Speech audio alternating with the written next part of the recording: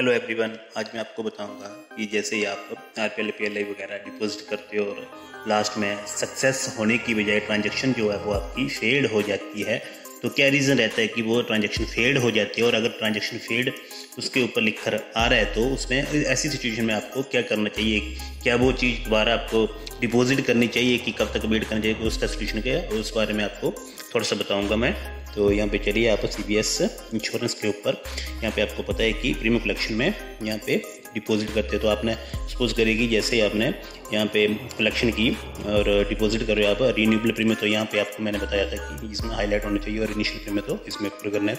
जैसे यहाँ पे पॉलिसी नंबर आप डालते हो तो यहाँ पे आ गया,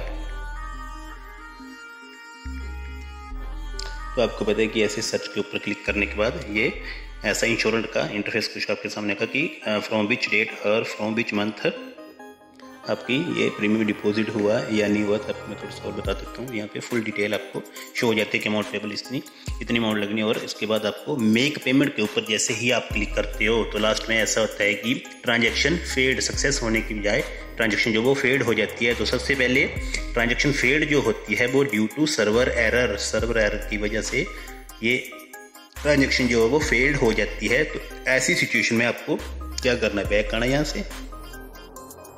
कभी भी भूलकर दोबारा प्रीमियम कलेक्शन के ऊपर जाकर इसको डिपॉजिट नहीं करना है। डिपॉजिट करने की बजाय आपको क्या करना है, जब भी ऐसा होगा तो आपने क्या करना है, आपने नीचे आना ट्रांजैक्शन अपडेट के ऊपर।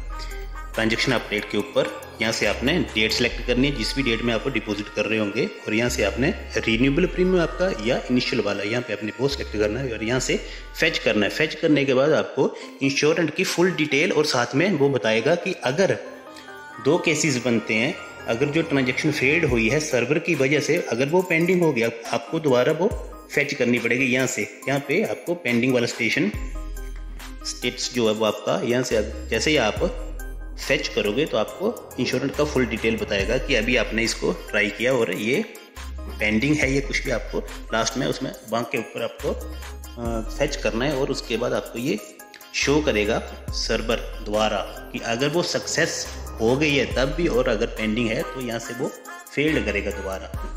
तो दो केसेस बनते हैं। मोस्ट प्रोबेबिलिटी यही है कि कई बार ट्रांजैक्शन फेल्ड हो जाती है दोबारा अपडेट करने के बाद भी, तब उसके बाद अगर यहाँ से आपको फेच दोबारा करने के बाद अगर ट्रांजैक्शन फेल्ड आ जाती है तब आपको दोबारा उस PLI RPLI का जो भी प्रीमियम है उसको डिपॉजिट करना है प्रीमियम कलेक्शन के ऊपर जाकर। अदरवाइज आपको जब तक स्टेटस जो है वो उस पॉलिसी का अपडेट नहीं होता है तब तक आप दोबारा ऐसे बिना स्टेटस अपडेट किए हुए प्रीमियम कलेक्शन दोबारा नहीं डालोगे। अदरवाइज ये 2 मंथ की साथ में भी हो सकती है, क्योंकि मोस्ट प्रोबेबिलिटी यही रहती है कि बार तो फेल्ड हो जाती है ट्रांजैक्शन अपडेट करने के बाद। नहीं तो कई बार सर्वर की वजह से प्रॉब्लम जो है ये ऐसा इस टाइप का एरर जो है ट्रांजैक्शन फेल्ड वो सर्वर की वजह से आता है और सर्वर की वजह से कई बार सक्सेस भी हो जाती है। तो आपको जब भी ऐसा एरर आएगा लास्ट में तो आपने सबसे पहले क्या करना है, ट्रांजैक्शन अपडेट में जाकर उसको अपडेट करना उस ट्रांजैक्शन को। अगर फेल्ड होगी तो वो फेल्ड कर देगा, तब आप दोबारा उसको ट्राई कर सकते हो। अगर सक्सेस होगी तो आप